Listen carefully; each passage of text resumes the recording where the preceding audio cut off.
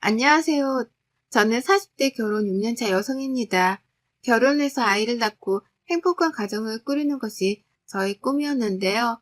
그런 저희 부부의 가슴에 대못을 박은 시어머니와 형님의 이야기를 들어보실래요? 남편과 저는 대학교 때 만나 8년 가까이 만났는데요. 서로 사회생활을 시작하고 결혼하고 싶었지만 그때 당시 결혼하지 않았던 아주버님이 있어서 시어머니께서는 저희 결혼을 반대하셨어요.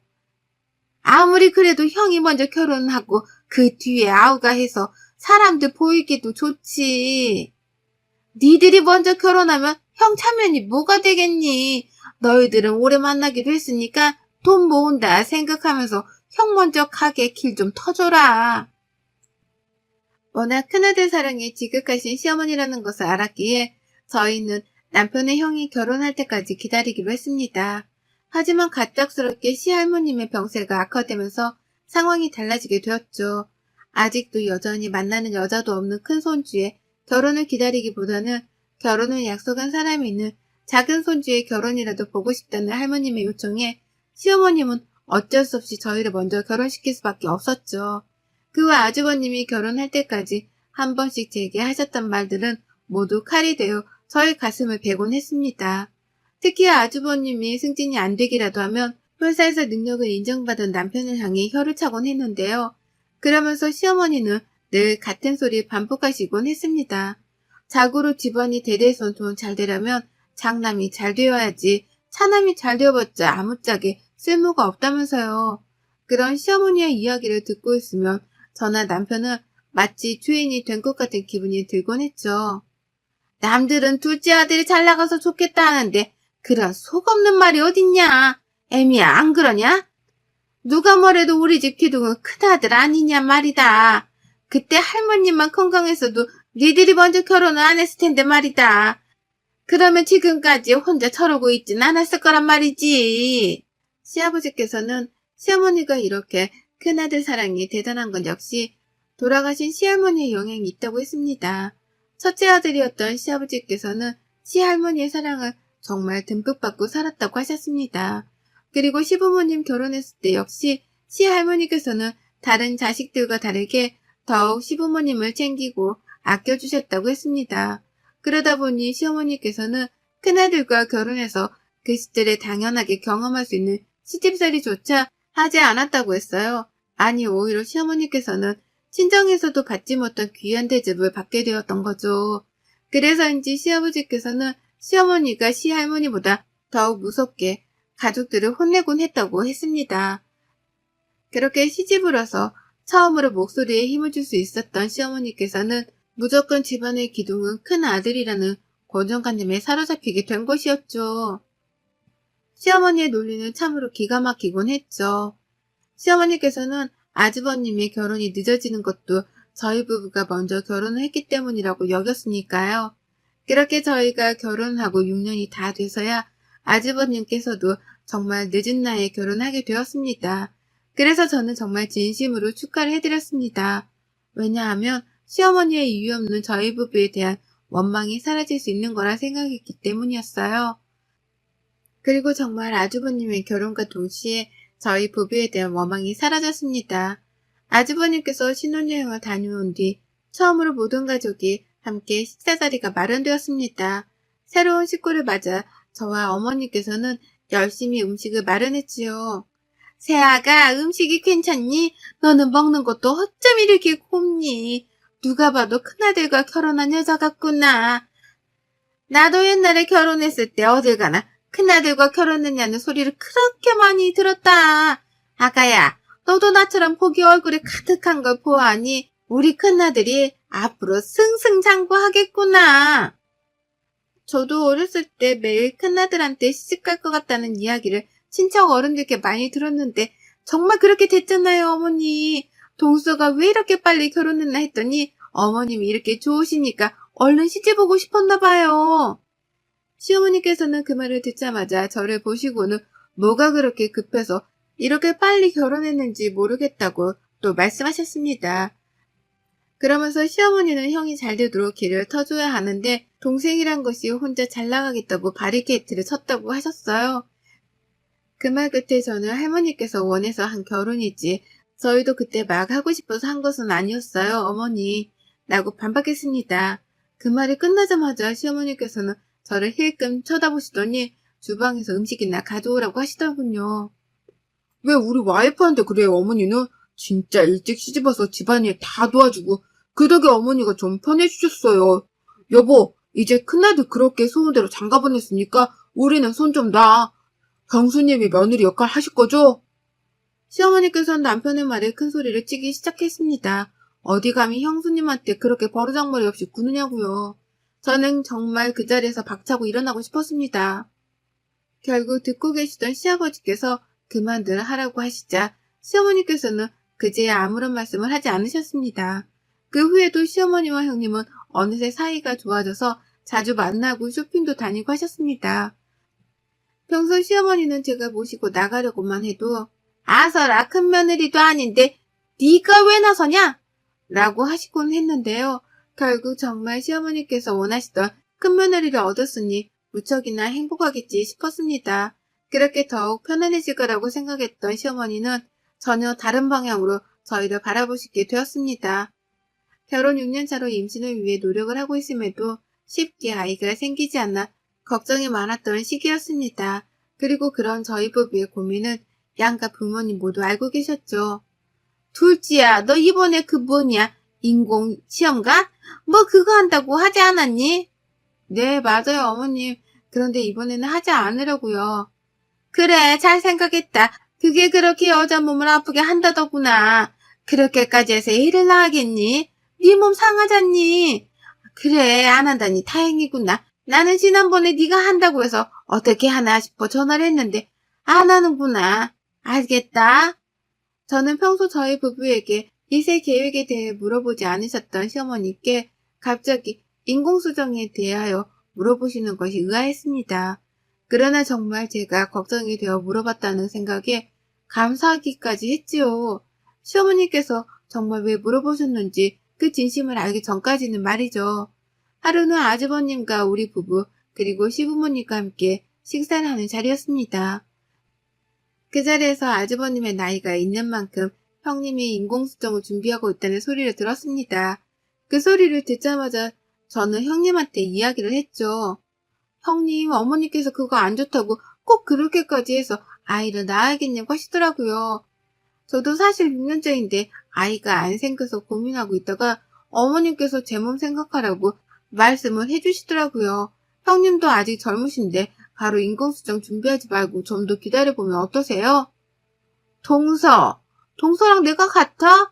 나는 큰아들 며느리잖아. 어머니께서 나한테 아이 잘생기게 해주는 한약이며 음식이며 인공수정 병원까지 직접 알아보고 알려주셨어. 돈도 보내시고. 동서는 결혼 6년 차인데 아직도 어머님은 잘 몰라? 나보다 나이도 많은데 말이야. 형님의 말에 어이가 없더군요. 분명 시어머니께서는 제게 몸 생각해서라도 인공수정은 하지 말라고 했는데 형님한테는 아이 낳으라고 먼저 알아보기까지 했다니 기가 막히더군요.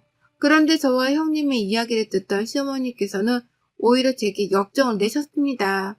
시어머니께서는 네가 큰애랑 같냐고 하시면서 집안에 큰아들이 자식을 낳아야지 둘째가 낳으면 뭐하냐고요. 만에 하나라도 큰애가 아이를 낳기 전에 둘째 네가 임신이라도 덜컥 해봐라. 그러면 세상에 형의 자식이 동생 자식에게 형, 누나 라고 불러야 하지 않냐? 이런 거지 같은 족보가 어딨냐? 너는 큰애가 임신하기 전까지는 애 낳을 생각도 말아라. 시어머니께서는 제게 형님이 임신하기 전까지는 임신하지 말라면서 제가 유일하게 잘한 일이 아이를 못 가진 일이라고 하시더군요. 시어머니의 그 말을 듣고 있던 저는 그동안 아이를 갖고 싶어 했던 제 마음이 북받쳐 울면서 소리를 쳤습니다. 저는 시어머니께 정말 해도 해도 너무하신다고 했습니다. 아무리 둘째 아들이고 둘째 며느리라고 해도 어머님이랑 함께한 세월이 있는데 어떻게 그렇게 모질게 말씀을 하실 수 있냐고요. 어떻게 아이를 낳지 말라고 할 수 있냐고요. 그렇게 소리를 쳤습니다. 그러자 시어머니께서 제게 네가 드디어 본색을 드러내는구나. 내가 너 언제 본색 보이나 했다. 내가 언제 낯이 발라서 안 나왔어? 네가 못 나왔잖아. 얘도 못 낳는 주제를 혼자 차격시심 느낄까봐 그것도 차라니래라고 칭찬했더니 어디 누구 앞에서 지금 이렇게 생난리를 치는 거야? 아주 못돼 먹은 것. 이라며 욕설을 퍼부시더군요. 정말 그만 좀 하세요, 어머니. 저 살면서 형 그림자라도 밟으면 형 앞길 막는다고 그렇게 저를 잡더니 이제는 저도 모자라서 이 사람한테까지 그래요. 그렇게 저희가 못마땅하면 저희를 차라리 보지 마세요. 이게 지금 어디서 건방을 떨어? 야, 이 자식아, 네가 지금 어머니한테 대들어? 어머님 말씀 뭐 토시라도 틀린 말 있어? 재수씨, 뭐가 그렇게 서운해요? 시어머니가 충분히 말할 수 있는 말 아니에요? 재수씨가 아이를 못 낳은 것을 왜 어머니 탓을 해요? 그리고 언제 어머니가 낳지 말라고 했어요? 우리가 먼저 낳고 그 다음에 낳으라고 한 걸 가지고 이 난리를 치고 가족 모임 자리를 시장통으로 만들고 말이야. 재수씨 그렇게 안 봤는데 다시 봤어요? 아주버님 말씀에 저는 정말 화가 나더군요. 그래서 저는 아주버님께 말했습니다. 시어머니께서 제게 전화를 해서 인공수정 하지 말라고 했다고요. 그러면 첫째 아들보다 먼저 아이를 가질까봐 그런 것을 마치 제 걱정하느라 그런 것처럼 말했다고요. 그래서 너무 억울하고 분하다고요. 그러면서 저는 시어머니께 말씀드렸습니다. 저도 아이까지 준비할 거라고요. 그렇게 말씀드리고 저와 남편은 그 식사 자리를 박차고 나왔습니다. 그 일이 있은도 사실 마음이 편치 않았습니다. 아무리 그래도 모든 가족이 있는 앞에서 울고 소리를 지른 것이 역 마음에 걸렸죠. 더군다나 남편도 시어머니와 아주버님과 다투기도 했고요. 그래서 남편과 상의한 뒤에 시댁에 가기로 결정을 했습니다. 그리고 저는 시어머니께 전화를 걸었습니다. 저는 이번 주 주말에 시댁에 남편과 함께 가겠다고 하니 시어머니께서는 올 필요가 없다고 하시더군요. 그날 그렇게 생난리를 찍고 지영이 얼마나 무서운지 어미가 얼마나 무서운지도 모르는 자식 꼴도 보기 싫다고 하셨습니다. 그리고는 제게 시어머니께서는 네가 그렇게 대드는 모습을 형님이 봤으니 큰애가 나를 얼마나 무시하고 불쌍하게 여기겠냐고 네가 한번 말해보라고 소리를 질렀습니다. 그리고 시어머니께서는 저와 남편을 향해 효도를 살아생전 단 한 번이라도 하면 소원이 없겠다고 했습니다. 시어머니의 말끝에 아직은 찾아뵐 때가 아니라고 판단한 저는 일단 알겠다고 했습니다. 그러자 시어머니께서는 네가 지금 이야기를 해봐라. 너 애를 낳을 거냐? 기어이 우리 집안 족보를 쓰레기로 만들 거냐? 내가 애를 낳지 말라고 했냐? 네 형님이 먼저 갖고 그 다음에 낳으란 말이 그렇게 섭섭했냐? 라고 물으시더군요. 결국 시어머니께서는 제 입에서 형님이 아이를 낳기 전에 임신하지 않겠다는 말이 듣고 싶었던 것이었습니다. 그렇지만 저는 저희 아이를 포기할 수 없었습니다. 그래서 저는 하늘이 선물로 준다면 저는 감사히 키워볼 거라고 했죠. 그러자 시어머니께서는 제게 끝까지 네가 잘났구나. 알겠다. 라고 하시곤 끊으셨습니다. 그 얼마 지나지 않아 다행히도 형님의 임신 소식이 들려왔습니다. 사실 저희 부부도 모든 식구들이 원하는 방향대로 형님이 빨리 임신하길 대신 바라기도 했습니다. 왜냐하면 저희 부부가 먼저 임신하게 되면 저희 아이에게도 저희가 듣던 원망이 쏟아질 것 같았기 때문이었죠. 그랬던 차에 형님의 임신 소식이 들리니 여간 반갑지 않을 수가 없었습니다. 그리고 얼마 후 저희에게도 그렇게나 바라던 아이가 선물처럼 와주었습니다. 저희 부부는 시부모님이 무척이나 좋아하실 거라고 생각하고 찾아갔습니다. 그러나 시어머니께서는 모두 같은 손주가 아니었습니다. 임신이라니? 세상. 그러면 첫째랑 얼마나 차이가 나냐? 가만 보자 같은 애에 태어나는 거냐? 너희는 생각이 있니? 아니 어떻게 벌써 그렇게 임신을 해? 니들은 핌도 안 하니? 어머니 무슨 말씀이세요? 저희 분명 임신 준비한다고 말씀드렸잖아요. 그런데 지금 핌이라뇨. 시어머니께서는 저와 남편에게 조카가 생겼으면 조카를 이뻐하고 사랑해줄 생각을 해야지 어떻게 그런 생각조차 하지 않고 덜컥 임신부터 냈다 할 생각을 하냐고 역정을 내셨습니다. 시어머니의 그 말에 저는 더 이상 듣고 있을 수가 없었습니다. 그래서 저는 시어머니께 아무리 그러셔도 어머니 손주가 뱃속에 있는데 그렇게 말씀하시면 안 되시지 않냐고 했습니다. 그러자 시어머니께서는 제게 내가 언제 둘째네 손 지원했냐? 니들이 싸질러 놓고 왜 나한테 난리를 피우냐? 축하라도 해줘야 하냐? 라고 하시더군요. 정말 남편과 아주버님 둘 다 시어머니께서 낳은 자식이 맞는지 의심스러울 정도였습니다. 시어머니의 날카로운 말들에 남편은 할 말을 잃었고 더 이상 이 자리에 있을 필요가 없다고 했습니다. 그렇게 저희 부부는 축하가 아닌 비난만을 받아야 했습니다. 그 일이 있은 후 저희는 오로지 저희 가족만을 생각하기로 다짐했습니다. 무슨 일이 있어도 우리 가족만 행복하면 된다고 생각을 다잡았어요. 하지만 시어머니와 아주버님 그리고 형님은 그런 저희의 생각조차 모조리 부서뜨렸습니다. 시어머니와 아주버님 그리고 형님이 저희 집에 찾아왔어요. 그리고 차마 입에도 담기 끔찍한 이야기들을 너무나 당연하게 쏟아냈습니다. 내가 그때 그러고 니들이 돌아간 뒤 많이 생각해봤다. 그래 니들도 결혼한 지 6년이 지났으니 얼마나 아이가 갖고 싶었겠냐. 내가 그 마음을 몰라줬다. 미안하다. 시어머니는 처음으로 저희에게 사과를 하시기에 그 말 한마디에 저희 부부는 그동안의 소름이 쏟아져 눈물을 흘렸습니다. 그러나 그 말의 진실이 무엇인지 알게 되기까지 오래 걸리지 않았습니다. 내가 그래서 계속 고민을 했는데 둘째 너희는 6년 동안 이렇게 둘이서 깨먹고 살았는데 꼭 애가 필요하냐? 형이야 결혼하자마자 아이를 가졌으니 상관없다만 니들은 힘들지 않겠냐? 그래야 너는 일도 바쁘고 그러면 재수씨 혼자 독방 육아인데 재수씨 감당할 수 있겠어요? 사실 애 키우는데 돈이 엄청 들잖아. 그런데 한 집안에 그것도 동시에 같은 애 둘씩이나 낳는다는 것이 잘 생각해봐. 무슨 말이 하고 싶은 건데요, 어머니? 시어머니는 저와 남편의 눈치를 보더니 이내 듣고도 믿을 수 없는 말씀을 하셨습니다. 시어머니는 저와 남편에게 아이를 포기하는 것이 좋겠다는 말을 했습니다. 그런 말을 한 것 자체가 기가 막힌데 그 이유는 더욱 기가 막혔죠. 시어머니는 앞으로 아주버님 아이들이 커가는데 온 집안이 신경을 써야 한다고 하셨습니다.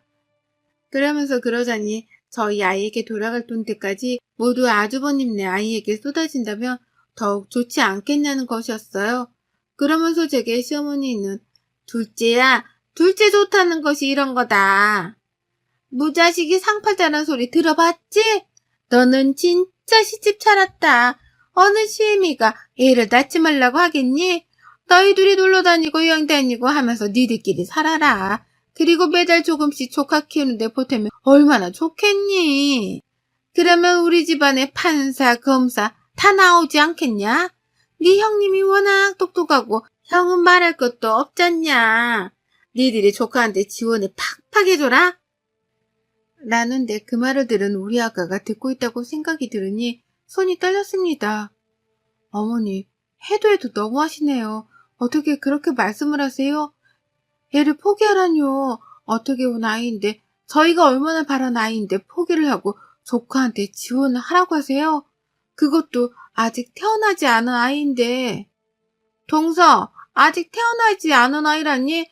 뱃속에 있는 우리 아가가 다 듣겠다. 말이 너무 심하네.